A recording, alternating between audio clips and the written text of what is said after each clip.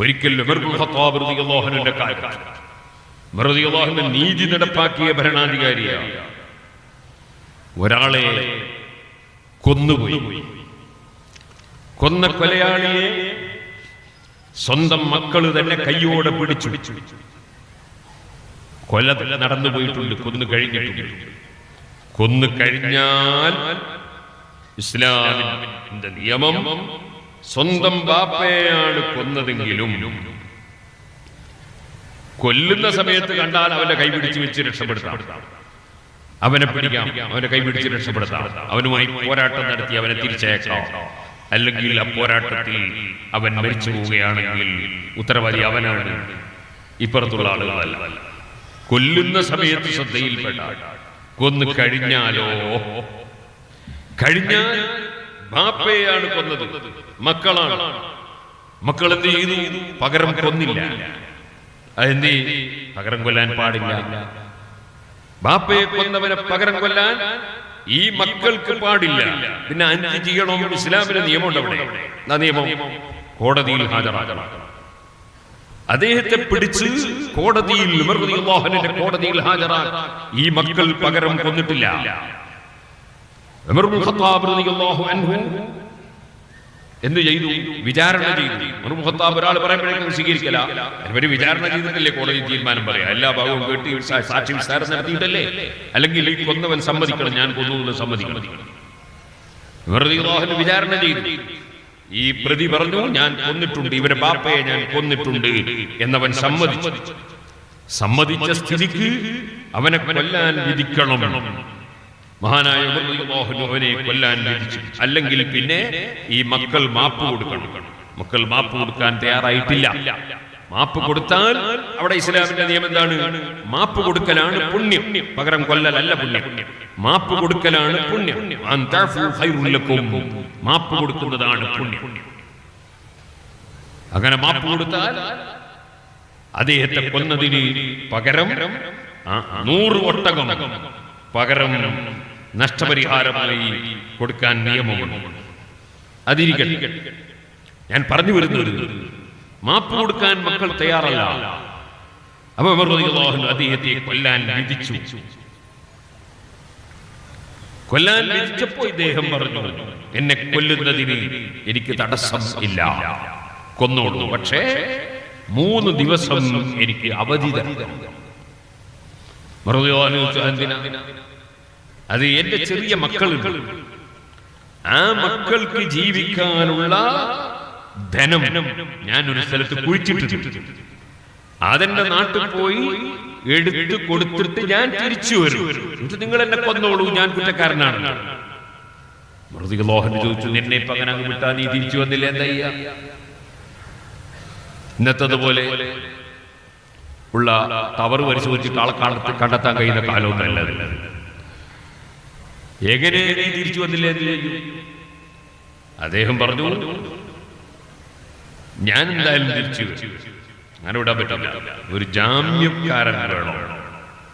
ആരെങ്കിലും ഇദ്ദേഹത്തിന് ജാമ്യം കൊടുക്കോ? അബൂദർ ഗിഫാരി റളിയല്ലാഹു അൻഹു പറഞ്ഞു, ഞാൻ ജാമ്യം കൊടുക്കാം. അബൂദർ ഗിഫാരി റളിയല്ലാഹു അൻഹു ജാമ്യത്തിൽ അദ്ദേഹത്തെ വിട്ടയച്ചു. 3 ദിവസം കഴിഞ്ഞു. അദ്ദേഹം തിരിച്ചു വരേണ്ട, കോടതിയിൽ ഹാജരാകേണ്ട സമയമായി. കോടതി തുറന്ന് പ്രവർത്തനം ആരംഭിച്ചു. അബൂദർ ഗിഫാരി റളിയല്ലാഹു അൻഹു അവിടെ വന്നു. എല്ലാരും വന്നു, പക്ഷേ പ്രതി മാത്രം വന്നില്ല. പ്രതി എത്തിയില്ല, കൊന്ന ആള് കൊലയാളി എത്തിയില്ല. അവസാനം കാത്ത് അവസാന നിമിഷം ഈ ജാമ്യത്തിൽ നിന്ന് അബൂദർ ഗിഫാരി റളിയല്ലാഹു അൻഹുവിന്റെ പേരിൽ ശിക്ഷ നടപ്പാക്കാൻ പോവുകയാണ്. ആ സമയത്ത് ഓടിക്കതച്ച് വരുന്നുണ്ട് ആ പ്രതി. അദ്ദേഹം വന്നു, ഉമർ റളിയല്ലാഹു അൻഹുവിന്റെ കോടതിയിൽ ഹാജരായി. ഉമർ റളിയല്ലാഹു അൻഹു അദ്ദേഹത്തോട് ചോദിച്ചു, നീ തിരിച്ചു വരാതെ അതേ പോക്ക് പോയെങ്കിൽ നിനക്ക് കൊലയിൽ നിന്ന് രക്ഷപ്പെടാമല്ലോ, നിനക്ക് രക്ഷപ്പെടാൻ കഴിയില്ലായിരുന്നോ, നീ എന്തിനു വന്നു? അദ്ദേഹം പറഞ്ഞു, ഖശീതു അൻ യുഖാല, ഞാൻ ഭയപ്പെട്ടു. എന്താണ് ഭയപ്പെട്ടത്? ആളുകളൊക്കെ പറയും എന്ത് പറയും? ذهب أهل الوفاء بالعهد. കരാറ് പാലിക്കുന്ന ഒരൊറ്റ മനുഷ്യരും ഇപ്പോഴില്ല. മുസ്ലിം ഉമ്മത്ത് മുഴുവനും കരാർ ലംഘിക്കുന്നവരായി എന്ന് ആളുകൾ പറയും. അത് എൻ്റെ സമുദായത്തിന് ഭീഷണിയാണ്, എൻ്റെ സമുദായത്തിന് നാണക്കേടാണ്.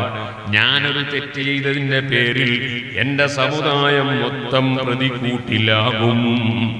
അതുകൊണ്ട് ഞാൻ എൻ്റെ തല പോയാലും തരക്കേടില്ല, ചെയ്ത തെറ്റിന് വേണ്ടിയുള്ള ശിക്ഷയല്ലേ, അതിനാൽ ഞാൻ തിരിച്ചു വന്നു. അപ്പോൾ ഉമർ റളിയല്ലാഹു അൻഹു അബൂ ദർറിൽ ഗിഫാരി തങ്ങളോട് ചോദിച്ചു, നിങ്ങൾക്ക് ഇയാളെ പരിചയമുണ്ടോ? അബൂ ദർറിൽ ഗിഫാരി തങ്ങൾ പറഞ്ഞു, എനിക്ക് പരിചയമില്ല. പരിചയമില്ലാത്ത ആൾക്ക് നിങ്ങൾ എങ്ങനെ ജാമ്യം കൊടുത്തു? നിങ്ങൾ കൊടുക്കൂലേ? അബൂ ദർറിൽ ഗിഫാരി തങ്ങൾ പറഞ്ഞു, ഖശീതു അൻ യുഖാല, ഞാൻ ഭയപ്പെട്ടു ജനങ്ങൾ മുഴുവനും പറയൂലേ, ലഹബ അഖ്ലുൽ മുറുവതി വൽ കറം.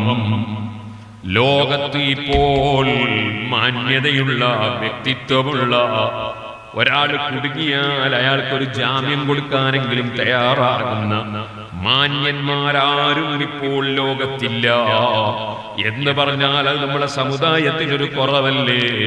അതുകൊണ്ട് ഞാൻ അദ്ദേഹത്തിന് ജാമ്യം കൊടുത്തു. നമ്മൾ ഒട്ടാകെ സംസ്കാരം പോയി ഇന്ന് വരാൻ പറ്റൂല. അപ്പോൾ ഇത് രണ്ടും കേട്ടപ്പോൾ കൊല്ലപ്പെട്ട പിതാവിന്റെ മക്കൾ അവര് പറഞ്ഞു, അഫൗനാ അൻഹു യാ അമീറൽ മുഅ്മിനീൻ.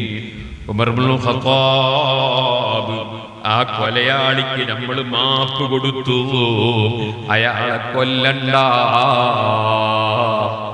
ഉമർ റളിയല്ലാഹു അൻഹു ചോദിച്ചു, എന്തേ മാപ്പ് കൊടുക്കാൻ കാരണം?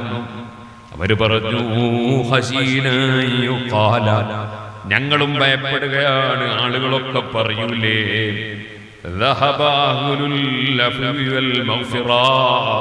ഇപ്പൊ എല്ലാരും പകരം ചെയ്യണമെന്ന ആ ഒരു വാശിയിലാണ്. മാപ്പ് കൊടുക്കുന്ന മനുഷ്യന്മാരൊന്നും ഇപ്പോൾ ഇല്ല എന്ന് ജനങ്ങൾ നമ്മുടെ സമുദായത്തെ കുറ്റം പറയൂലേ? അതുകൊണ്ട് അത് വേണ്ട, മാപ്പ് കൊടുത്തിരിക്കുകയാണ്, അദ്ദേഹത്തെ വെറുതെ വിടുന്നു. ഉമർ ഇബ്നുൽ ഖത്താബ്. ഓ സുഹൃത്തുക്കളെ, ഞാൻ പറഞ്ഞു വന്നത് ഹബീബ് മുഹമ്മദുർ റസൂലുള്ളാഹി സ്വല്ലല്ലാഹു അലൈഹി വസല്ലം പഠിപ്പിച്ച അത്യുന്നതമായ ഒരു സ്വഭാവമാണ് മാപ്പ് കൊടുക്കുക എന്നത്. ആ മാപ്പ് കൊടുക്കൽ നബിതങ്ങൾ തന്നെ ജീവിതത്തിൽ ഏറ്റവും നന്നായി പുലർത്തി കാണിച്ചു തന്ന നൂറുകണക്കിന് ഉദാഹരണങ്ങളുണ്ട്. അതിൽപ്പെട്ട ഒന്നാണ് ഹബീബ് നബി സല്ലല്ലാഹു അലൈഹി വസല്ലം തങ്ങളുടെ സമീപത്ത് വാളൂരി പിടിച്ചു നിന്നിട്ട്, ആര് നിങ്ങളെ തടയും, ഞാൻ വെട്ടിയാലെന്ന് ചോദിക്കുമ്പോ അല്ലാഹ് എന്ന് മറുപടി പറഞ്ഞു. 3 തവണ അദ്ദേഹം ചോദ്യം ആവർത്തിച്ചു. 3 തവണയും അല്ലാഹ് അല്ലാഹ് അല്ലാഹ്. നബിതങ്ങൾ മറുപടി പറഞ്ഞു. ആ മറുപടി കേട്ടപ്പോൾ അവിടെ പല റിപ്പോർട്ടുകളുമുണ്ട്. ഇതേ വിധത്തിൽ തന്നെയുള്ള 2 സംഭവങ്ങളുണ്ട്. ഒന്ന് തഅസൂറിന്റെ സംഭവമുണ്ട്, മറ്റൊന്ന് ഹുവൈറിസ് ബിൻ ഹാരിസിന്റെ സംഭവമുണ്ട്. അത് രണ്ടും 2 സംഭവങ്ങളാണ്. അതിൽ വ്യത്യസ്തമായ പല റിപ്പോർട്ടുകളുമുണ്ട്. അതൊക്കെ കൂടി കൂട്ടിക്കുഴച്ച് പലരും അതാ തെറ്റിദ്ധാരണയിൽ പെട്ടുപോകരുത്. ഇപ്പോൾ ഞാനത് വിശദമായി പറയുന്നില്ല. ഏതായാലും ആ ഹദീസിന്റെ അവസാന ഭാഗത്ത് നമുക്ക് കാണാം, വലം യുആഖിബുഹു. സഹീഹുൽ ബുഖാരിയിൽ തന്നെ നമുക്ക് കാണാം, വലം യുആഖിബുഹു. ആ വാളും ഊരിപ്പിടിച്ചു വന്ന് നബിതങ്ങളെ ഭീഷണിപ്പെടുത്തിയ മനുഷ്യൻ, അദ്ദേഹത്തിന്റെ കയ്യിൽ നിന്ന് വാള് നിലത്ത് വീണുപോയി. ഒരു പക്ഷേ ജിബ്രീൽ അലൈഹിസ്സലാം നെഞ്ഞിന് തട്ടി, അദ്ദേഹം മറിഞ്ഞു വീണിട്ടാകാം. ഹബീബ് നബിതങ്ങളൊന്നും ചെയ്തിട്ടാണെന്ന് അവിടെ കാണുന്നില്ല. ഏതായിരുന്നാലും ശരി, അദ്ദേഹത്തിന്റെ കയ്യിൽ നിന്ന് വാള് വീണ വീണപ്പോൾ നബി തങ്ങൾ ആ വാളിങ്ങോട്ടെടുത്തു. എന്നിട്ട് നിന്നെ ഇപ്പോൾ ആര് തടയും? ഞാൻ വെട്ടിയാൽ എന്നെ ആര് തടയും എന്ന് ചോദിച്ചപ്പോൾ കുൻ ഖൈറ ആഖിദ്, ഈ വാള് പിടിച്ചവരിൽ ഏറ്റവും ഉത്തമരായി നിങ്ങളാകണമെന്ന് പറഞ്ഞതായി ബുഖാരിയിലല്ലെങ്കിലും മറ്റു ചില റിപ്പോർട്ടുകളിൽ കാണാം. ഹബീബ് നബി സല്ലല്ലാഹു അലൈഹി വസല്ലം തങ്ങളുടെ കാരുണ്യം നോക്കണം. നബി തങ്ങൾ അദ്ദേഹത്തോട് ചോദിക്കുന്നു, അശ്ഹദു അല്ലാ ഇലാഹ ഇല്ലല്ലാഹ് വ അന്നി റസൂലുള്ളാഹ്. നബി തങ്ങൾ സ്വർഗ്ഗത്തിൽ കടത്താൻ വേണ്ടി വന്ന നേതാവാണ്. എല്ലാവരെയും സ്വർഗ്ഗത്തിലെത്തിക്കലാണ് അവിടുത്തെ അധ്വാനം. അതിനുവേണ്ടിയുള്ള അധ്വാനമാണ്. അവിടുന്ന് ചെയ്ത എല്ലാ പ്രവർത്തനങ്ങളും ജനങ്ങളെ സ്വർഗ്ഗത്തിലെത്തിക്കാനാണ്.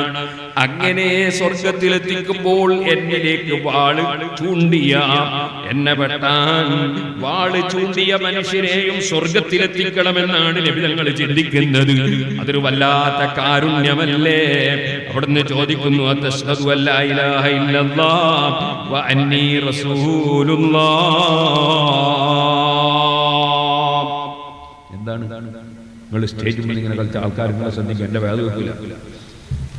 അശ്ഹദു അല്ലാ ഇലാഹ ഇല്ലല്ലാഹ് വ അന്നി റസൂലുള്ളാഹ്. നിങ്ങൾ ഷഹാദത്ത് കലിമ ചൊല്ലിയിട്ട് സ്വർഗ്ഗത്തിലേക്ക് മെമ്പർഷിപ്പ് എടുക്കുമോ? സ്വർഗത്തിന്റെ മെമ്പർഷിപ്പാണത്. ആ മെമ്പർഷിപ്പ് എടുക്കുമോ എന്നാ ചോദിക്കുന്നത്. എന്നെ പെട്ടാൻ വന്ന ആളല്ലേ, അയാൾ നരകത്തിൽ കിടന്നോട്ടെ എന്നല്ല നബി തങ്ങൾ ചിന്തിക്കുന്നത്.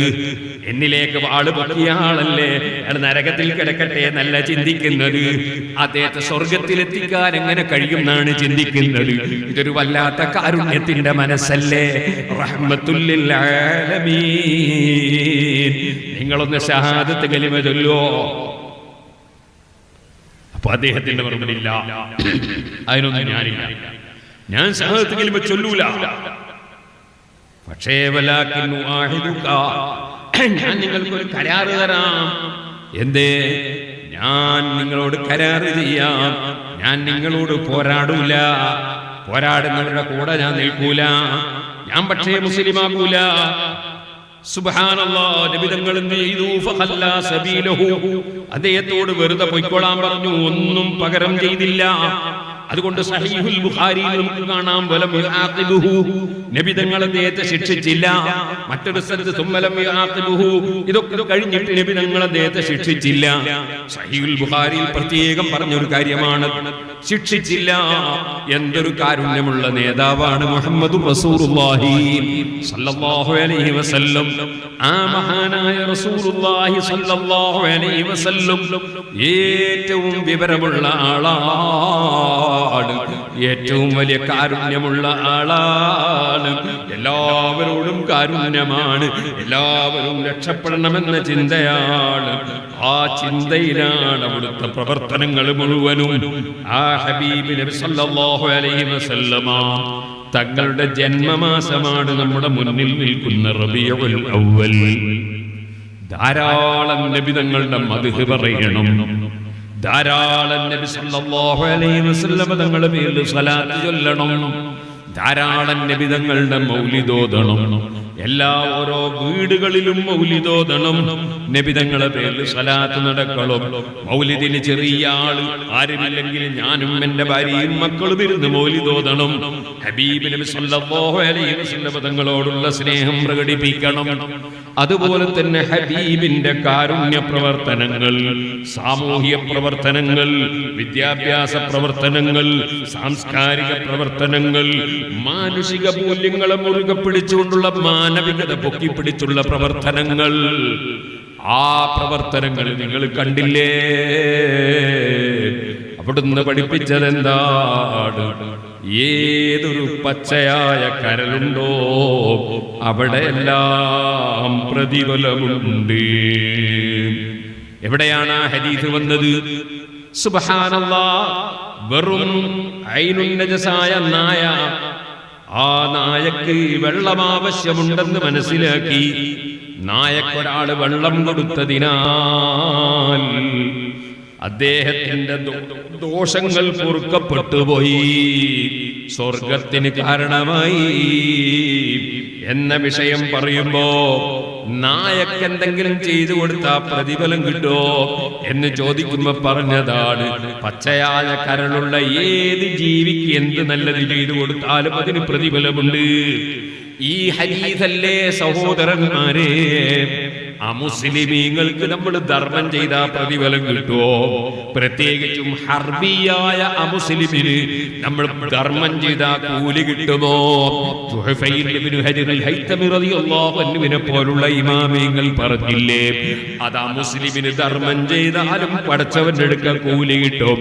വലൗ ഹർബിയൻ, ഹർബിയാണെങ്കിലും അവന് ധർമ്മം ചെയ്താൽ കൂലി കിട്ടും.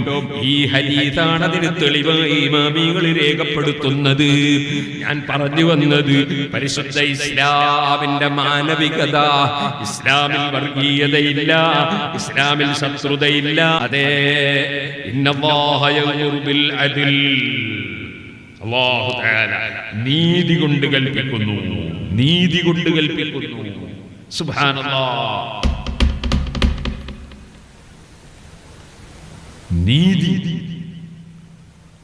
ഞങ്ങൾ കേരളത്തിൽ കണ്ണൂർ ജില്ലയിൽ പാനൂർ മേഖല പാനൂർ, സുബ്ഹാനല്ലാഹ്, അവിടെ ചിലപ്പോ ഒരു പാർട്ടിയിൽപ്പെട്ട ഒരാളെ വേറൊരു പാർട്ടിയിൽപ്പെട്ടവർ കൊല്ലും. കൊന്നതാരെ, ഒരു ഉദാഹരണം പറയാണ്, കൊന്നതാരെ, കൊന്നത് എ എന്ന് പറയുന്ന ആളെ. ആരാ കൊന്നത്? ബി പാർട്ടിയിൽപ്പെട്ട ആള്. എ പാർട്ടിയിൽപ്പെട്ടവനെ കൊന്നു. എ പാർട്ടിയിൽപ്പെട്ട ആരെയാ കൊന്നത്? എ പാർട്ടിയിൽപ്പെട്ട അയാളെ കൊന്നു. അതിന് ബി പാർട്ടിയിൽപ്പെട്ട എച്ചിനെ പോയിട്ട് കൊല്ലുക, അല്ലെങ്കിൽ സെറ്റിനെ പോയിട്ട് കൊല്ലുക എന്ന് പറഞ്ഞാൽ കൊന്നവനല്ല, വേറൊരുത്തനെ. പരിശുദ്ധ ഇസ്ലാമിൽ അത് പറ്റുമോ? കൊല്ലാത്ത വേറൊരുത്തരെ പകരം കൊല്ലാൻ പറ്റുമോ? അത് തന്നെ കൊല്ലണമെങ്കിൽ കോടതിയിൽ ഹാജരാക്കി കോടതി വിധിച്ചിട്ടേ കൊല്ലാൻ പറ്റുള്ളൂ എന്നാണ് ഫത്ഹുൽ മുഈനിൽ പറഞ്ഞത്. അങ്ങനെ തൊഫേ പറഞ്ഞത്, അങ്ങനെ എല്ലാ കിതാബിലും പറഞ്ഞത്. ഏതോ ഒരുത്തൻ മറ്റേതോ ഒരുത്തനെ കൊന്നതിന് വേറെ ഏതോ ഒരുത്തനെ പകരം കൊല്ലുക, അത് നീതിയാണോ? പരിശുദ്ധ ഖുർആൻ എന്താ പറഞ്ഞത്? ലാ യജ്രിമന്നകും ശനആനു ഖൗമിൻ അലാ അല്ലാ തഅദിലു, നിങ്ങളൊരു വിഭാഗത്തോടുള്ള വിദ്വേഷം കൊണ്ട് അനീതി പ്രവർത്തിക്കരുതേ. കൊന്നവനെ അല്ലാത്ത വേറെ ഒരാളെ പകരം കൊല്ലാൻ ഇസ്ലാം അനുവദിക്കൂല. അത് പച്ച ഹറാമാണ്, തെറ്റാണ്. ഓ സുഹൃത്തുക്കളെ, ഇസ്ലാമിക ശരീഅത്ത് ثم جعلناك على شريعة من الأمر فاتبعها ولا تتبع أهواء الذين لا يعلمون.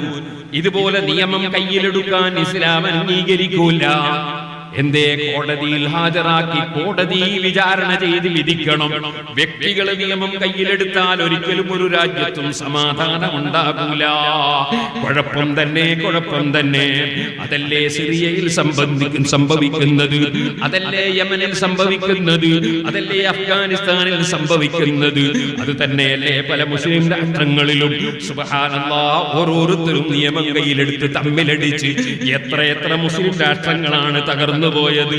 എത്ര മുസ്ലിമീങ്ങൾ, പാവപ്പെട്ട കുട്ടികളും ഉമ്മമാരും വയസ്സന്മാരും ഒക്കെയാണ് ഇങ്ങനെ ബോംബിങ്ങനെ വന്ന് വർഷിക്കുമ്പോൾ അതിന്റെ വേദനകൾ സഹിക്കുന്നത്. കാരണം എന്താണ്? വ്യക്തികൾ നിയമം കയ്യിലെടുത്തതല്ലേ. വ്യക്തികൾ നിയമം കയ്യിലെടുക്കുന്നത് ഇസ്ലാം അനുവദിക്കുന്നില്ല. പരിശുദ്ധ ഇസ്ലാമിക ശരീഅത്ത് അനുസരിച്ച് ജീവിക്കണം. ثم جعلناك على شريعة من الأمر فاتبعها ولا تتبع വിവരമില്ലാത്ത ആളുകൾ അവരെ തടീച്ചക്കനുസരിച്ച് പലതും പറയും, പലതും ചെയ്യും. അതൊന്നും നിങ്ങൾ ഫോളോ ചെയ്യാൻ പാടില്ല. അല്ലാഹുവിന്റെ ദീനിന്റെ നിയമം, ശരീഅത്തിന്റെ നിയമം അംഗീകരിച്ച് ജീവിച്ചു കൊള്ളണമെന്ന് ഖുർആൻ. ആ ശരീഅത്തിന്റെ നിയമം 100% അംഗീകരിച്ചുകൊണ്ട് ജീവിക്കുന്ന 12 ആളുകൾ, തങ്ങളും ശറഫ് ഇബ്നു മാലിക് തങ്ങളും അതേ അങ്ങനെയുള്ള മഹാന്മാർ ഇന്ത്യയിൽ വന്നപ്പോ ഇന്ത്യ രാജ്യം മർഹബാ അഹ്ലൻ വസഹ്ലാ, അവർക്ക് തുറന്നു വെച്ച രാജ്യമായി. അവർക്ക് ഇവിടെ ഇസ്ലാം ദീനിന്റെ ദഅവത്ത് നടത്താൻ സാധിച്ചു. അവരിവിടെ ഇസ്ലാം ദീൻ അവരുടെ ശരീര ജീവിതത്തിൽ പകർത്തി കാണിച്ചപ്പോ ഇതാണ് ശരിയായ മാനവികത, ഇതാണ് ശരിയായ ജീവിതമെന്ന് കണ്ട് മനസ്സിലാക്കിയ ആളുകൾ കൂട്ടം കൂട്ടമായി നമ്മുടെ മുൻഗാമികൾ ഇസ്ലാമിലേക്ക് വന്നു. അവര് ശരിയായ ആലിമീങ്ങളാണ്, അവര് വിവരമുള്ളവരാണ്, ആ വിവരമനുസരിച്ച് ജീവിതം നയിച്ചവരാണ്, ജനങ്ങളെ ആ ജീവിത രീതി പഠിപ്പിച്ചവരാണ്. ആ ഒരു ജീവിത രീതി ഇവിടെ ഉണ്ടാകണമെങ്കിൽ ആലിമീങ്ങളെ അംഗീകരിച്ച് ജീവിക്കണം. ആലിമീങ്ങൾ ഇവിടെ ധാരാളം ഉണ്ടാകണം. ആ ആലിമീങ്ങളെ അംഗീകരിച്ച് ജീവിക്കുന്ന മുസ്ലിമീങ്ങൾ ഉണ്ടാകണം. അങ്ങനെ വരുമ്പോൾ അല്ലാഹുവിന്റെ സഹായം വകാന ഹഖ്ഖൻ അലൈനാ നസ്റുൽ മുഅ്മിനീൻ, മുഅ്മിനീങ്ങളെ സഹായിക്കുമെന്നത് അല്ലാഹ് ഏറ്റെടുത്ത കാര്യമാണ്. നമ്മൾ മുത്തഖീങ്ങളാകണം, പൂർണ്ണ മുത്തഖീങ്ങളാകണം. കൃത്യമായി 5 വഖ്ത് നിസ്കരിക്കണം. സുബ്ഹി ഖളാക്കുന്ന മുസ്ലിമായാ പറ്റൂല, നിസ്കാരം നഷ്ടപ്പെടുത്തുന്നവനായാ പറ്റൂല. അതുപോലെ നമ്മളെ നാവ് കൊണ്ട് എല്ലാവരോടും നല്ലത് പറയണം. ഖൂലൂ ലിന്നാസി ഹുസ്ന, ഖുർആനാണ്. ജനങ്ങളോട് നല്ലത് പറയണം. ഈ ആയത്തിന്റെ തഫ്സീറിൽ ഇമാം ഖുർത്തുബി രേഖപ്പെടുത്തിയത് കാണാം. അപ്പുറത്ത് യഹൂദിയായാലും നസ്രാനിയായാലും ഏത് മതക്കാരനായാലും നല്ലത് പറയണം. പ്രകോപിപ്പിക്കുന്ന വാക്കുകൾ പറയരുത്, ചീത്ത വിളിക്കരുത്, തെറി പറയരുത്, നല്ല വാക്ക് പറയണം. പരിശുദ്ധ ഖുർആനാണ്. ഇദ്ഫഅ ബില്ലത്തി ഹിയ അഹ്സൻ ഫൈദല്ലദീ ബൈനക വബൈനഹു അദാവത്തുൻ കഅന്നഹു വലിയ്യുൻ ഹമീം വലാ യുലഖ മാ യുലഖാഹാ ഇല്ലാ ദൂ ഹദ്ദിൻ അദീം. സുബ്ഹാനല്ലാഹ്. ഹസനുൽ ബസ്രി റളിയല്ലാഹു അൻഹുവിനെ ഒരാൾ കുറ്റം പറഞ്ഞു. ഹസനുൽ ബസ്രി റളിയല്ലാഹു അൻഹു വിവരം അറിഞ്ഞു. ബഹുമാനപ്പെട്ടവർ ഒരു കൊട്ടയെടുത്തു, ആ കൊട്ട നിറയെ ഈത്തപ്പഴം നിറച്ചു. എന്നിട്ട് കുറ്റം പറയുന്ന ആൾക്ക് കൊടുത്തയച്ചു. കുറ്റം പറയുന്ന ആൾക്ക് ഒരു കൊട്ട നിറയെ ഈത്തപ്പഴം.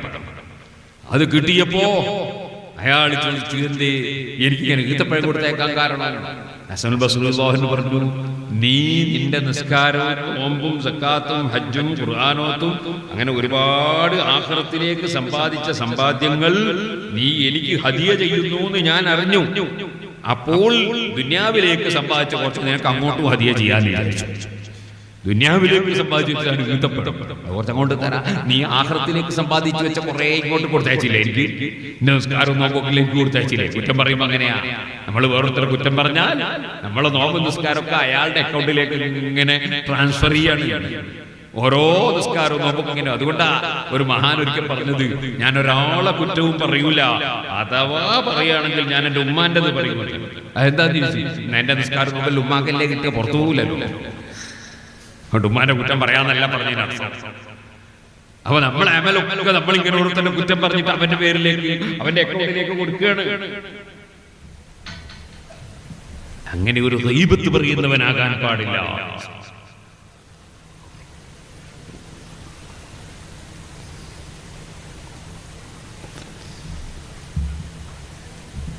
നമീമത്ത് പറയുന്നവനാകാൻ പാടില്ല.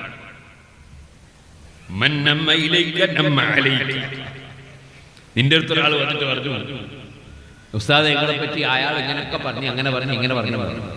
എന്നാൽ നമ്മൾ മനസ്സിലാക്കണം, ഇതേപോലെ ഇവൻ അപ്പുറം പോയി പറയൂ എന്നെ പറ്റി. ഉറപ്പാണ്.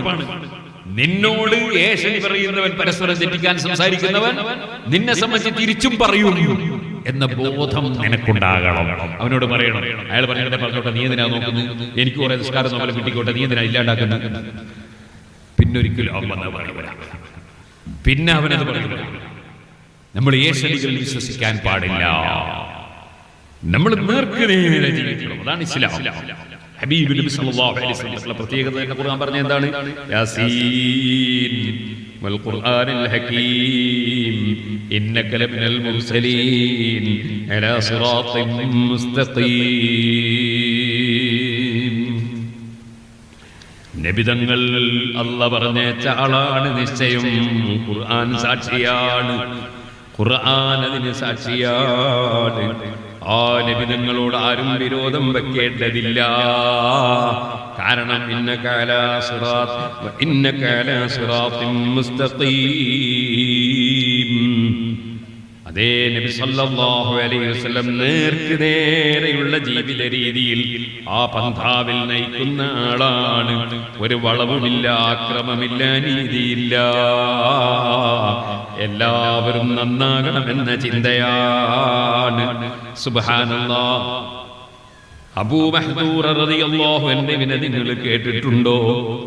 മക്കയിൽ ബാങ്ക് കൊടുത്തിരുന്ന സഹാബിയാണ്. എങ്ങനെയാണ് മസ്ജിദുൽ ഹറാമിൽ ബാങ്ക് കൊടുക്കാനുള്ള ആ ഒരു ഉദ്യോഗം കിട്ടിയതെന്നറിയാമോ? ഹുനൈൻ യുദ്ധം കഴിഞ്ഞ് നബി സല്ലല്ലാഹു അലൈഹി വസല്ലം തിരിച്ചു വരികയാണ്. ധാരാളം പട്ടാളക്കാര് കൂടെയുണ്ട്. ആ പട്ടാളത്തിൽ ഒരു അമുസ്ലിം സഹോദരനുമുണ്ട്. മുസ്ലിം പട്ടാളത്തിൽ ഒരു അമുസ്ലിം സഹോദരനുണ്ട്.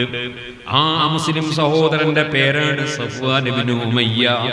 അദ്ദേഹത്തിന്റെ ആയുധം നബി സല്ലല്ലാഹു അലൈഹി വസല്ലം യുദ്ധത്തിൽ ഉപയോഗിക്കാൻ വേണ്ടി അദ്ദേഹത്തോട് കടം വാങ്ങിയിട്ടുമുണ്ട്. അദ്ദേഹം ഞാനും നിങ്ങളും കൂടെ പട്ടാളത്തിൽ ചേരട്ടെ എന്ന് പറഞ്ഞപ്പോ അതിന് സമ്മതവും കൊടുത്തിട്ടുണ്ട്. അങ്ങനെ നബിതങ്ങൾക്ക് വർഗീയതയില്ല. നബിതങ്ങൾ സഫ്വാൻ ഇബ്നു ഉമയ്യയെ മുസ്ലിം പട്ടാളത്തിൽ അംഗമാക്കിയിട്ടുണ്ട്. ചരിത്രമാർക്കും നിഷേധിക്കാൻ കഴിയൂല. ഒരിക്കലും ഹബീബ് നബിതങ്ങളുടെ പേരിൽ ആരും വർഗീയത ചുമത്തണ്ട. മുസ്ലിം സമുദായത്തെ ആരും വർഗീയ സമുദായമായി കാണുകയും വേണ്ട. ഇസ്ലാം എന്താണെന്ന് പണ്ഡിതന്മാരിൽ നിന്ന് പഠിക്കണം. ഓ സഹോദരന്മാരെ, ആ യുദ്ധം കൈവരിച്ച് യുദ്ധം കഴിഞ്ഞ് തിരിച്ചു വരികയാണ്. പട്ടാളത്തിന്റെ കൂടെ വരുന്ന സമയത്ത് അബൂ മഹ്ദൂറ പറയാണ്, ഞങ്ങൾ കുറച്ച് യുവാക്കൾ ഇസ്ലാമിന്റെ വിരോധികളാണ്, ഇസ്ലാമിന്റെ ശത്രുക്കളാണ്. എനിക്ക് എന്റെ മനസ്സിൽ ഏറ്റവും വെറുപ്പുള്ള ആള് മുഹമ്മദ് നബിയാണ്. വലിയ വെറുപ്പാണ് അദ്ദേഹത്തോട്. അങ്ങനെ ഞങ്ങൾ യുവാക്കൾ ഇങ്ങനെ ഇരിക്കുമ്പോ മുഹമ്മദ് നബി സല്ലല്ലാഹു അലൈഹി വസല്ലം തങ്ങളുടെ പട്ടാളത്തിൽ നിന്ന് ഒരാള് ബാങ്ക് വിളിക്കുന്നത് കേട്ടു. ബാങ്കിനോടും എനിക്ക് വലിയ വെറുപ്പാണ്, നബിയോടും വെറുപ്പാണ്. അപ്പൊ ഞങ്ങൾ എന്ത് ചെയ്തു? ഞങ്ങൾ പരിഹസിച്ചിട്ടൊരു ബാങ്ക് വിളിക്കാമെന്ന് ഞങ്ങൾക്ക് തോന്നി, സ്വീപ്പാക്കിയിട്ടൊരു ബാങ്ക്. അങ്ങനെ ഞാൻ ഉറക്കെ തിരിച്ച് ഞാനും ഒരു ബാങ്ക് വിളിച്ചു. സ്വീപ്പാക്കാൻ വേണ്ടി ബാങ്ക് വിളിച്ചതാണ്. ബാങ്ക് വിളിച്ച് കഴിയുമ്പോഴേ കഥ നബി സല്ലല്ലാഹു അലൈഹി വസല്ലം സൈന്യത്തിൽ നിന്ന് നബി തങ്ങൾ ഒരാളെ പറഞ്ഞേക്കുന്നു, ആ ചെറുപ്പക്കാരെ മുഴുവനും കൂട്ടിക്കൊണ്ടുവരണം. ആ സൈന്യം അങ്ങനെ തന്നെ വന്ന് ഞങ്ങളെ കൂട്ടിക്കൊണ്ടുപോയി. ഞങ്ങൾ മുഹമ്മദ് നബി സല്ലല്ലാഹു അലൈഹി വസല്ലം ഞങ്ങളെ മുന്നിലെത്തിയപ്പോ നബി തങ്ങൾ ചോദിച്ചു, ആരാണ് ഉറക്കെ ശബ്ദിച്ച് ബാങ്ക് വിളിക്കുന്നത് കേട്ടത്? എല്ലാരും പറഞ്ഞു ഞാനാണ്. എല്ലാവരും എന്നെ തന്നെ ചൂണ്ടിക്കാണിച്ചു. അവർ പറഞ്ഞു നേരാണ്, ഞാൻ തന്നെയാണ് ഉറക്കെ ബാങ്ക് വിളിച്ച് സ്വീപ്പാക്കിയത്. അപ്പൊ നബി തങ്ങൾ പറഞ്ഞു, നിങ്ങളൊക്കെ പോയിക്കോളി, ഈ കുട്ടി ഇവിടെ നിന്നോട്ടെ. സുബ്ഹാനല്ലാഹ്, എന്നെ അവിടെ തന്നെ നിർത്തി. എന്നിട്ട് എന്നോടെന്ന് പറഞ്ഞു, ഞാൻ നിനക്ക് ബാങ്കിന്റെ വാചകം പറഞ്ഞു തരാം, നീ ഒന്ന് ബാങ്ക് വിളിക്കൂ എന്ന് പറഞ്ഞു എന്നോട്. അങ്ങനെ അല്ലാഹു അക്ബർ വാചകം ഓരോന്ന് എനിക്ക് പറഞ്ഞു തന്നു. എന്നെ കൊണ്ടൊരു ബാങ്ക് വിളിപ്പിച്ചു. ബാങ്ക് വിളിച്ചു കഴിഞ്ഞതിന് ശേഷം വെള്ളി അടങ്ങിയ ഒരു പാത്രം എനിക്ക് പ്രസന്റേഷൻ തന്നു. ആരാണിത്? അബൂ മഹ്ദൂറ. ആരാ? ബാങ്കിനെ പരിഹസിച്ച് ബാങ്ക് കൊടുത്ത ആളാണ്. നബി തങ്ങളെ കാരുണ്യം നോക്കണേ. ആ ചെറുപ്പക്കാരനെ ആക്രമിച്ചില്ല, ആ ചെറുപ്പക്കാരനെ അടിച്ചില്ല, ആ ചെറുപ്പക്കാരനെ ശകാരിച്ചില്ല, ആ ചെറുപ്പക്കാരനെ സമീപത്ത് നിർത്തിയിട്ട് കയ്യാഞ്ഞിട്ടല്ല. പട്ടാളം കൂടെയുണ്ട്. യുദ്ധം കഴിഞ്ഞ് വിജയിച്ച് വരികയാണ്. ഇവനെ ഇഞ്ചി കുത്തും പോലെ കുത്താൻ കഴിയും, പക്ഷേ ഒന്നും ചെയ്തില്ല. ഹബീബ് നബി തങ്ങളെ ചെറുപ്പക്കാരനെ കൊണ്ടൊരു ബാങ്ക് വിളിപ്പിച്ചു. ബാങ്ക് വിളിച്ചു കഴിഞ്ഞതിന് ശേഷം നല്ല വെള്ളി അടങ്ങുന്ന ഒരു പ്രസന്റേഷൻ, ഒരു പാക്കറ്റ് കൊടുത്തു, അല്ലെങ്കിൽ ഒരു ചെറിയ ഒരു കുപ്പി പോലുള്ള സാധനം കൊടുത്തു. എന്നിട്ട് എന്ത് ചെയ്തു? അതുകൊണ്ടൊന്നും നിർത്തിയില്ല. ഈ ചെറുപ്പക്കാരനെ സ്വർഗത്തിലെത്തിക്കണം. ഹബീബ് നബി തങ്ങൾ പിന്നെ ചെയ്തത് എന്താണെന്നറിയോ? ആ ചെറുപ്പക്കാരന്റെ തലയിൽ കയ്യങ്ങ് വെച്ചു. കൈ ഇങ്ങനെ തടകി മുഖത്തുകൂടി തടകി നെഞ്ഞിന്റെ അടുക്കലേക്ക് എത്തി. രണ്ട് മുലയുടെയും അടുക്കടിയിലൂടെ നെഞ്ഞിലൂടെ തടകി പൊക്കിള് വരെ കൈകൊണ്ടങ്ങ് തടകിയപ്പോൾ എന്റെ തലച്ചോറിലോ എന്റെ മനസ്സിലോ എന്ത് ദുഷിച്ച വിചാരങ്ങളുണ്ടോ അത് മുഴുവനും അങ്ങ് നീങ്ങിപ്പോയി. പിന്നെ ഈ നബിയേക്കാൾ സ്നേഹമുള്ള ആരും വേറെയില്ല. അതേ നബിയുടെ ആശയത്തെക്കാൾ എനിക്ക് സ്നേഹമുള്ള ഒന്നുമില്ല. ഞാൻ ചോദിച്ചു, നബിയെ മക്കയിൽ ബാങ്ക് കൊടുക്കുന്ന ഡ്യൂട്ടി തരുമോ? മക്കയിൽ ബാങ്ക് കൊടുക്കുന്ന ഡ്യൂട്ടി തരുമോ? നബി തങ്ങൾ ആ സമയത്ത് ഓർഡർ ചെയ്യുകയാണ്, മക്കയിൽ മസ്ജിദുൽ ഹറാമിൽ അബൂ മഹ്ദൂറ ബാങ്ക് വിളിക്കട്ടെ. അങ്ങനെയാണ് മസ്ജിദുൽ ഹറാമിൽ അബൂ മഹ്ദൂറ റളിയല്ലാഹു അൻഹു മസ്ജിദുൽ ഹറാമിലെ ബാങ്ക് വിളിക്കുന്ന സഹാബിയായത് ചരിത്രമല്ലേ? ഇങ്ങനെ ഒരു കാരുണ്യമുള്ള നേതാവിനെ വെട്ടാൻ വന്നവനെ സ്വർഗത്തിൽ കടത്തണം, പരിഹസിച്ചവനെ സ്വർഗത്തിൽ കടത്തണം. അതിനാവശ്യമായ സൗമ്യമായ പെരുമാറ്റം വേണം, അതിനാവശ്യമായ രൂപത്തിൽ സംസ്കരിക്കണം എന്ന് ചിന്തിച്ച് റഹ്മത്തുൽ ലിൽ ആലമീൻ മുഹമ്മദുർ റസൂലുള്ളാഹി സ്വല്ലല്ലാഹു അലൈഹി വസല്ലം തങ്ങളുടെ അനന്തരക്കാരാണ് ആലിമീങ്ങൾ, ശരിയായ സുന്നത്ത് ജമാഅത്തിന്റെ ആലിമീങ്ങൾ. ആ നബി തങ്ങളുടെ അനന്തരക്കാരാണ് അൽ ഉലമാ വറസത്തുൽ അംബിയാ. ആ അനന്തരക്കാർ ഹബീബ് നബി തങ്ങളുടെ സ്വത്താണ് അവർ അവകാശമെടുത്തത്. സുബ്ഹാനല്ലാഹ്. ഇവിടെ കുറെ എസ്റ്റേറ്റുകളുള്ള മുതലാളിമാരുണ്ടാകാം, കുറെ ബിൽഡിങ്ങുകൾ ഉള്ളവരുണ്ടാകാം, അതുപോലെ കുറെ വാഹനങ്ങൾ ഉള്ളവരുണ്ടാകാം. അല്ലാഹു എല്ലാവർക്കും ഖൈറും ബർക്കത്തും ഏറ്റി കൊടുക്കട്ടെ. നിഅമത്തുകൾ അല്ലാഹു തആല എടുത്തു കളയാതെ അവന്റെ സംരക്ഷണം നൽകട്ടെ. എന്നാൽ ഞാൻ പറയട്ടെ, അതൊക്കെ ഏതൊരാൾക്കും ലഭിക്കാവുന്ന സ്വത്തുക്കളാണ്. അതേ സമയത്ത് അമ്പിയാക്കളുടെ സ്വത്തുക്കൾ എന്താണ്? ഹബീബ് നബി തങ്ങളുടെ സ്വത്ത് എന്താണ്? അത് ഇൽമാണ് കേട്ടോ. ശരിയായ നാഫിആയ ഇൽമാണ് ഹബീബ് നബി തങ്ങളുടെ സ്വത്ത്. ആ സ്വത്ത് അനന്തരം കിട്ടിയവർ വലിയ ബഹുമാനമുള്ളവരല്ലേ? എന്തുകൊണ്ടാണ് എത്ര മുതലാളിമാർ ഇവിടെയൊക്കെ മരിച്ചു പോയിട്ടുണ്ട്. താജുൽ ഫുഖഹാ ഇബ്രാഹിം മുസ്ലിയാർ മരണപ്പെട്ടപ്പോ ഇത്രയും മുഅ്മിനീങ്ങൾ, സാലിഹീങ്ങൾ, മുതഅല്ലിമീങ്ങൾ, ആലിമീങ്ങൾ, സയ്യിദന്മാർ, ഉമറാക്കൾ, സ്ത്രീകൾ, പുരുഷന്മാർ, യുവാക്കൾ ഒരുമിച്ച് കൂടിയത് എന്താണ്? സുബ്ഹാനല്ലാഹ്. എത്ര മുതലാളിമാർ ഇവിടെ മരിച്ചു പോകുന്നുണ്ട്. ഇങ്ങനെ ഒരു അനുസ്മരണ പരിപാടി നടക്കുന്നുണ്ടോ? ഇൽമിനോടുള്ള ബഹുമാനമാണ്, ഇൽമിനോടുള്ള ആദരവാണ്. നാഫിആയ ഇൽമാണോ അത് ആദരിക്കപ്പെടേണ്ടത് തന്നെയാണ്. അത് ജീവിതകാലത്തും വഫാത്തിന് ശേഷവും അവരെ ഇൽമിന്റെ ഗുണങ്ങൾ സമൂഹം അനുഭവിക്കുകയാണ്. അതേ ഇബ്രാഹിം ഉസ്താദിന്റെ ശിഷ്യന്മാർ ഇപ്പോഴും ഇൽമു പഠിപ്പിക്കുകയാണ്, അവരെ ശിഷ്യന്മാരെ ശേഷവും അത് പഠിപ്പിക്കുകയാണ്. അങ്ങനെ ഖിയാമത്ത് നാൾ വരെ ഇവിടെ ഇൽമു നിലനിൽക്കുന്നതിൽ അതാ പണ്ഡിതന്മാർ പങ്കാളികളാവുകയാണ്. അവരെ പിന്തലമുറ ഇങ്ങനെ എത്തിച്ചു കൊടുത്തുകൊണ്ടിരിക്കുകയാണ്. സുബ്ഹാനല്ലാഹ്. താജുൽ ഉലമ വിട്ടു പിരിഞ്ഞു പോയി. താജുൽ ഉലമയിൽ ഇൽമു പഠിച്ച ആളാണ് താജുൽ ഫുഖഹാ. താജുൽ ഫുഖഹയിൽ ഇൽമു പഠിച്ച പല മുദരിസന്മാരും വേറെയുണ്ട്, അവരിൽ നിന്ന് പഠിച്ച മുദരിസന്മാർ വേറെയുണ്ട്. ഇപ്പോഴും താജുൽ ഉലമക്ക് ഖബറിൽ വലിയ വരുമാനമാണ്. അത് ഇൽമിന്റെ വരുമാനമാണ്. താജുൽ ഉലമക്ക് ഇൽമു പറഞ്ഞു കൊടുത്ത ആളാണ് മഹാനായ കണ്യത്ത് ഉസ്താദ്. കണ്യത്ത് ഉസ്താദിന് ഇപ്പോഴും ഖബറിൽ വരുമാനമാണ്. കണ്യത്ത് ഉസ്താദിന് ഇൽമു പറഞ്ഞു കൊടുത്ത അവരുടെ ഉസ്താദുമാരായ ശംസുൽ ഉലമാ ഖുത്ബി തങ്ങളാകട്ടെ, അതിന് മുമ്പുള്ള ആലിമീങ്ങളാകട്ടെ, അവർക്കെല്ലാം വലിയ വരുമാനമാണ്. അങ്ങനെ ഏതൊരു ആലിമ് മരിച്ചിട്ടുണ്ടോ, മരിക്കുന്നുണ്ടോ, അവരുടെ വരുമാനം ഖബറിലേക്ക് വളരെ വലുതാണ്. ആ ഇൽമിന്റെ വഴിയിലേക്ക് നമ്മളെ മക്കളെ പ്രവേശിപ്പിക്കാൻ നോക്കണം. മക്കൾ എത്ര ഉണ്ടായാലും ഒരു മകനെങ്കിലും ആലിമാക്കാനുള്ള മനസ്സില്ലാത്തവരായി പോകരുത്. നമ്മളെ ഒരു മകനെങ്കിലും ആലിമാക്കി വളർത്തണമെന്ന ചിന്ത ഓ മുഅ്മിനീകളെ, രക്ഷിതാക്കളെ, നമ്മുടെ മനസ്സിലുണ്ടാകണം. ഒരു ആലിമെങ്കിലും നമ്മളെ വീട്ടിലുണ്ടായാൽ അതൊരു വലിയ ബറക്കത്തല്ലേ?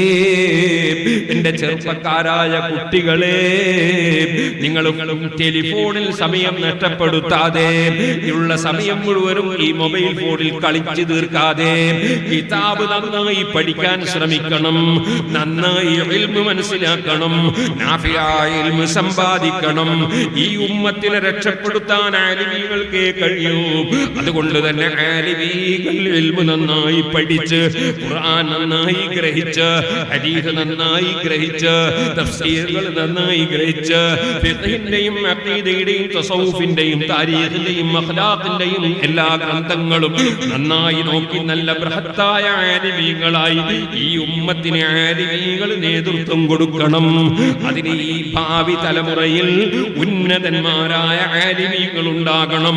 അതിനെന്റെ പ്രിയപ്പെട്ട മുതഅല്ലിമീങ്ങൾ, നിങ്ങൾ എത്ര തന്നെ ത്യാഗം ചെയ്തിട്ടാണെങ്കിലും ഇൽമു പഠിക്കാൻ നോക്കണം.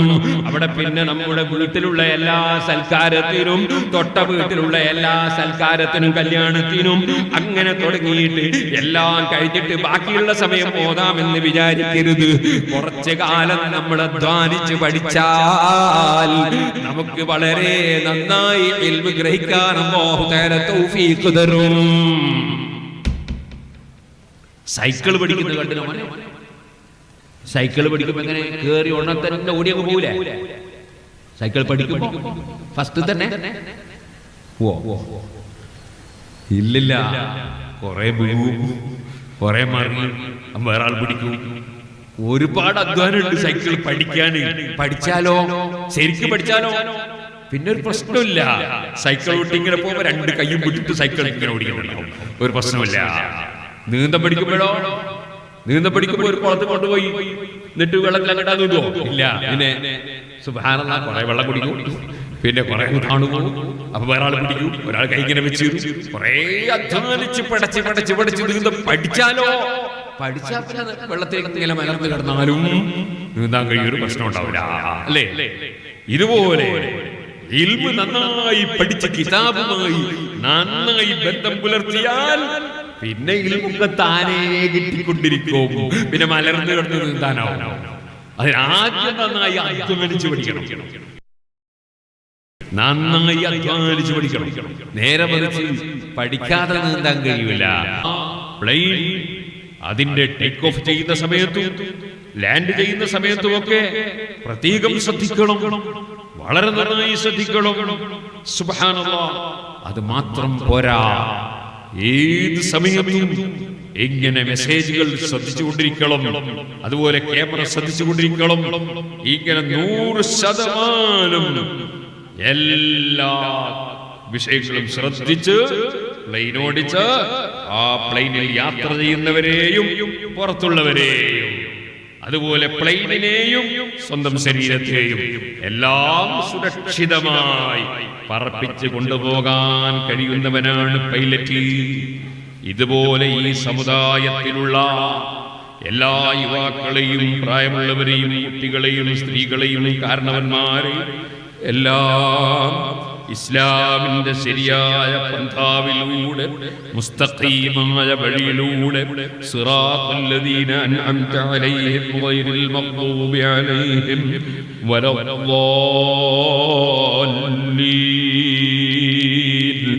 എന്ന് ഖുർആൻ പഠിപ്പിച്ച, നമ്മൾ പ്രാർത്ഥിക്കുന്ന, ഫാത്തിഹയിൽ പറഞ്ഞ അഹ്ലുസുന്നത്തി വൽ ജമാഅത്തിന്റെ മുൻഗാമികളുടെ വഴിയിൽ തന്നെ ഉറപ്പിച്ച് നിർത്തി സർവ്വജനങ്ങളെയും സ്വർഗത്തിലേക്ക് കൊണ്ടുപോകേണ്ടുന്ന വലിയ ഉത്തരവാദിത്തമുള്ള പൈലറ്റുമാരാണ് ദീനിന്റെ ആലിമീകൾ കേട്ടോ. ആ ആലിമീകൾ ചിലപ്പോ ഉപദേശിക്കുമ്പോ പ്ലെയിനിൽ കയറിയിട്ട് നിങ്ങളെ മൊബൈൽ ഫോൺ ഓഫാക്കണം, അല്ലെങ്കിൽ ലൈറ്റ് മൂടാക്കണം എന്ന് പറയുമ്പോ അതിന് മനസ്സില്ലാന്ന് വിചാരിക്കരുത്, അപകടം വരും. അതുപോലെ തന്നെ പ്ലെയിനിൽ കയറിയിട്ട് ബെൽറ്റ് ഇടണം എന്ന് പറയുമ്പോ ബെൽറ്റ് ഇടാൻ തയ്യാറാകണം. അപകടം വരും. അതുപോലെ തന്നെ ഓരോ സന്ദർഭത്തിലും തരുന്ന മെസ്സേജുകൾ പൂർണ്ണമായും ഉൾക്കൊണ്ട് പ്ലെയിനിൽ യാത്ര ചെയ്യുന്നവർ യാത്ര ചെയ്യുമ്പോഴേ ഈ പ്ലെയിന് കൃത്യമായി പൈലറ്റിന് ഓടിച്ചെത്തിക്കാൻ കഴിയൂ. ഇതുപോലെ സുന്നത്ത് ജമാഅത്തിന്റെ ആലിമീങ്ങൾ തരുന്ന നിർദ്ദേശം നമ്മളെക്കാൾ പ്ലെയിനിനെ കുറിച്ച് അറിയുന്നത് അവർക്കാണ്, യാത്രക്കാരെ കുറിച്ച് ബോധമുള്ളത് അവർക്കാണ്, പ്ലെയിൻ ഏത് അപകടത്തിൽ പെടുമെന്നതിനെ കുറിച്ച് ചിന്തയുള്ളത് അവർക്കാണ്. ഇതുപോലെ ഈ സമുദായം എവിടെയാണ് അപകടത്തിൽ പോയി ചാടുന്നതെന്ന് ഏറ്റവും കൂടുതൽ ശ്രദ്ധിച്ച് നോക്കിയിട്ട് നിയന്ത്രിക്കുന്നവരാണ് ആലിമീങ്ങളെന്ന ബോധം എന്റെ മുസ്ലിം ചെറുപ്പക്കാരെ നമുക്കുണ്ടാകണം കേട്ടോ.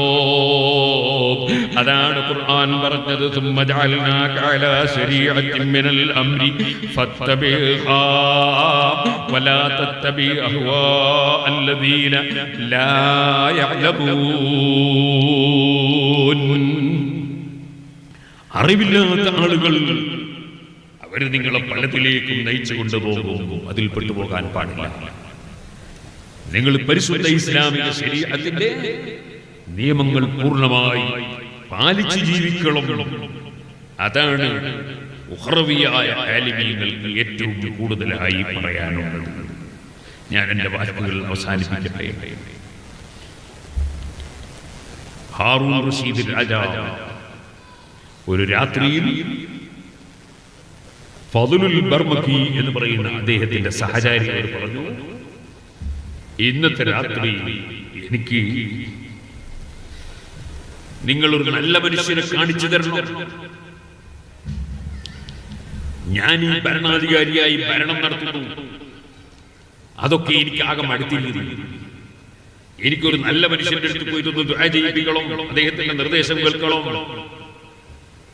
അപ്പോൾ ഫദ്ലുൽ ബർമഖി അദ്ദേഹത്തെ കൂട്ടിയിട്ട് സുഫിയാൻ റളിയല്ലാഹു അൻഹു എന്ന പണ്ഡിതന്റെ അടുത്ത് പോയി.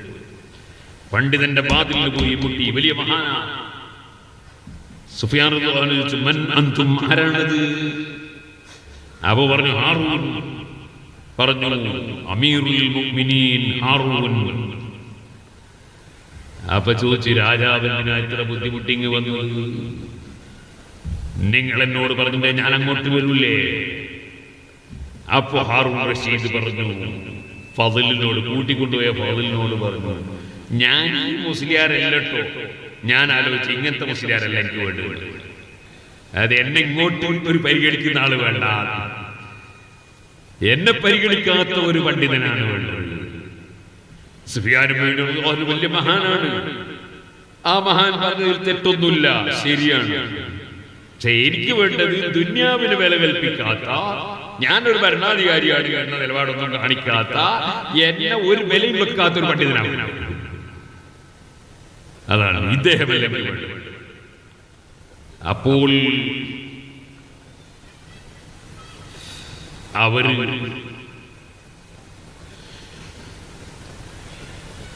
സുഫിയാൻ റളിയല്ലാഹു അൻഹുവിനോട് പറഞ്ഞു, ഇങ്ങനെയാ പറയുന്നത്. ഇപ്പൊ മഹാനവറുകൾ പറഞ്ഞു, എന്നാ പിന്നെ നിങ്ങൾ ഫുളൈൽ ഇബ്നു ഇയാദ് റളിയല്ലാഹു അൻഹുവിന്റെ അടുക്കലേക്ക് അദ്ദേഹത്തെ കൂട്ടി പോയിക്കോളി. അങ്ങനെ ഫുളൈൽ റളിയല്ലാഹു അൻഹുവിന്റെ അടുക്കലേക്ക് പോയി. വാതിലിന്റെ അടുക്കലെത്തിയപ്പോ ചെല്ലുമ്പോ തന്നെ ഫുളൈൽ ഇബ്നു ഇയാദ് റളിയല്ലാഹു അൻഹു ഖുർആനിൽ ഓതുന്നതാണ് ഹാറൂൻ റഷീദ് കേൾക്കുന്നത്. അം ഹസിബല്ലദീന ജതറഹുസ് സയ്യിആതി أن نجعلهم كالذين آمنوا وعملوا الصالحات.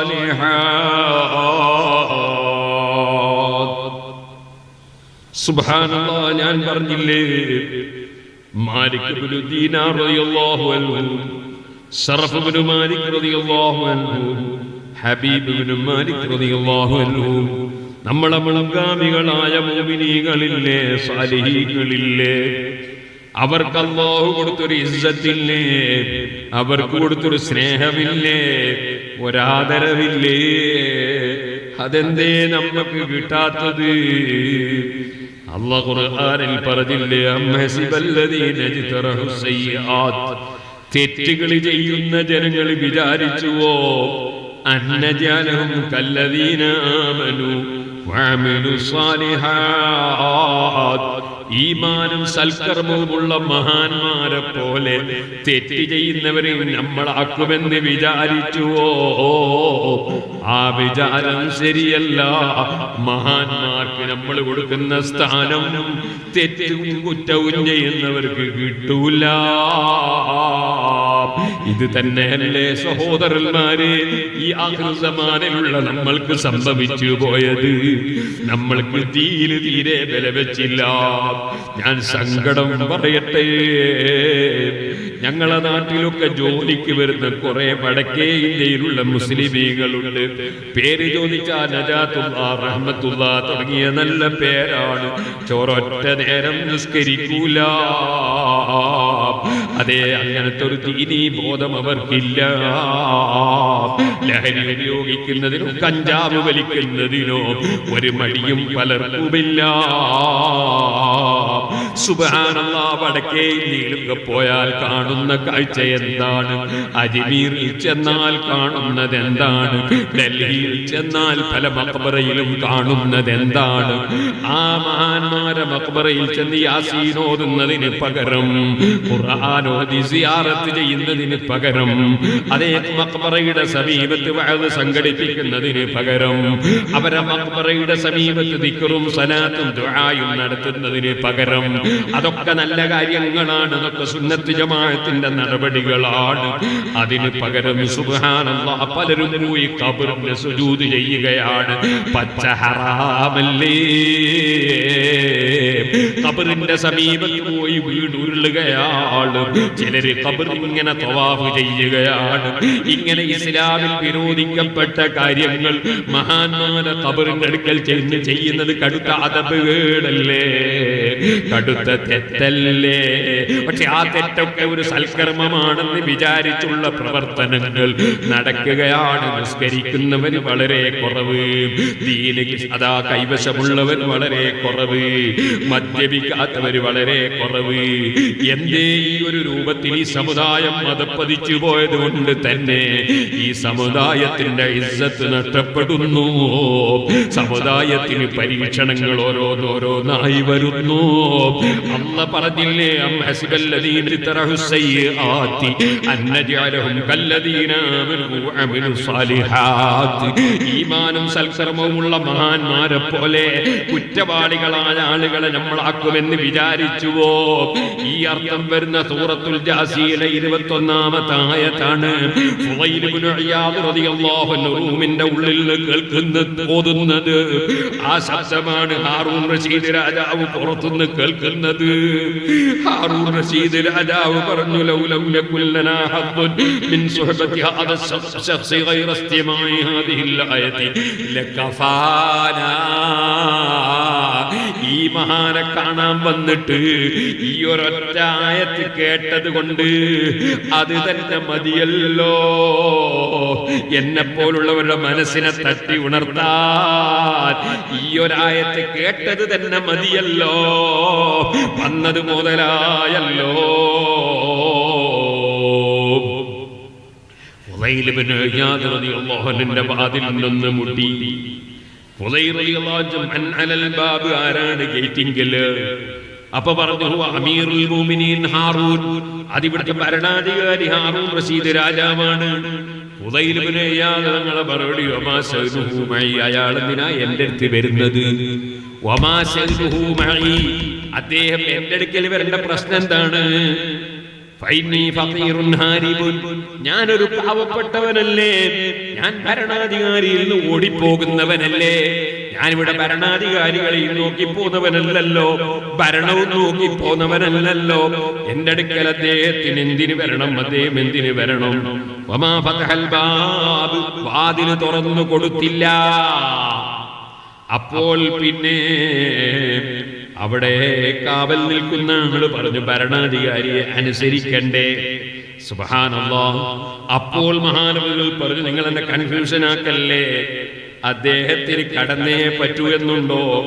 എന്നാൽ ഞാൻ പറഞ്ഞിട്ട് കടക്കണ്ട, അദ്ദേഹം ഭരണാധികാരിയാണല്ലോ, അദ്ദേഹത്തിന് എന്റെ വാതിൽ കയറി കടക്കാനുള്ള അധികാരമുണ്ടല്ലോ, അധികാരം പ്രവർത്തിച്ച് കേറിക്കോട്ടെ. സുബ്ഹാനല്ലാഹ്, വാതിൽ കടന്നങ്ങ് ചെന്നപ്പോ ഉടനെ തന്നെ ചെയ്തത് എന്താണ്? എഴുന്നേറ്റ് നിന്ന് വിളക്കങ്ങ് കെടുത്തിക്കളഞ്ഞു. എനിക്ക് ഇദ്ദേഹത്തിന്റെ മുഖം ഇപ്പൊ കാണേണ്ടതില്ല, അല്ലെങ്കിൽ എന്റെ മുഖം തിരിച്ച് കാണേണ്ടതില്ല. ഹാറൂൻ റഷീദ് രാജാവ് മെല്ലെ ഇരുട്ടിൽ ഇങ്ങനെ ചെന്നപ്പോ ഫുളൈൽ ഇബ്നു ഇയാദ് റളിയല്ലാഹുവിന്റെ കൈക്ക് ഹാറൂൻ റഷീദിന്റെ കൈയങ്ങ് പതിഞ്ഞു. അപ്പൊ പറഞ്ഞു, മാ അല്യന ഹാദൽ കഫു, ഇതെന്തൊരു മുൻകൈയാണ്, എന്തൊരു നല്ല കൈയാണ്. ലൗ നജാ മിനന്നാർ, പക്ഷേ കൈക്കെന്ത് മാർദ്ദവമുണ്ടായിട്ടെന്താണ്, എന്ത് ഭംഗി ഉണ്ടായിട്ടെന്താണ്, ഇത് നരകത്തു നിന്നൊന്ന് രക്ഷപ്പെട്ട് കിട്ടണ്ടേ. ഫുളൈൽ ഇബ്നു ഇയാദ് തങ്ങളങ്ങ് പറഞ്ഞപ്പോ ഹാറൂൻ റഷീദ് രാജാവ് പറഞ്ഞു, ഹാദൽ കലാം, ഇത് തന്നെയാണ് എനിക്ക് കേൾക്കേണ്ട വാചകം. എഴുന്നേറ്റ് നിസ്കാരത്തിന് നിന്നു. ഹാറൂൻ റഷീദ് രാജാവ് ആകെ അവിടുന്ന് മനസ്സാന്തരം വന്നു. ഭരണാധികാരി അവിടുന്ന് ഇങ്ങനെ കരയാൻ തുടങ്ങി. സലാം വീട്ടി കഴിഞ്ഞപ്പോ പറഞ്ഞു, ഒന്ന് ഈ ഭരണാധികാരിയോട് സംസാരിക്കണം. അപ്പോഴാ പറയും, ജദ്ദുക കാന അമ്മൻ നബി സല്ലല്ലാഹു അലൈഹി വസല്ലം തലബ മിനൻ നബി അലൈഹി സലാം യജഅലഹു അമീറാ.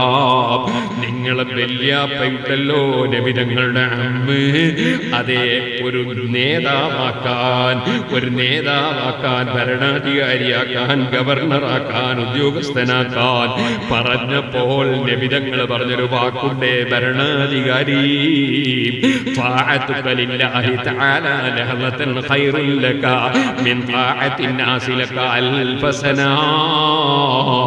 ഒരു സെക്കൻഡ് അല്ലാഹുവിനെ അനുസരിച്ച് ജീവിക്കുന്നത് 1000 കൊല്ലം ജനങ്ങൾ നിങ്ങളെ അനുസരിച്ച് ജീവിക്കുന്നതിനേക്കാൾ ഒരു സെക്കൻഡ് അല്ലാഹുവിനെ അനുസരിച്ച് ജീവിക്കുന്നതാണ് നല്ലത് കേട്ടോ.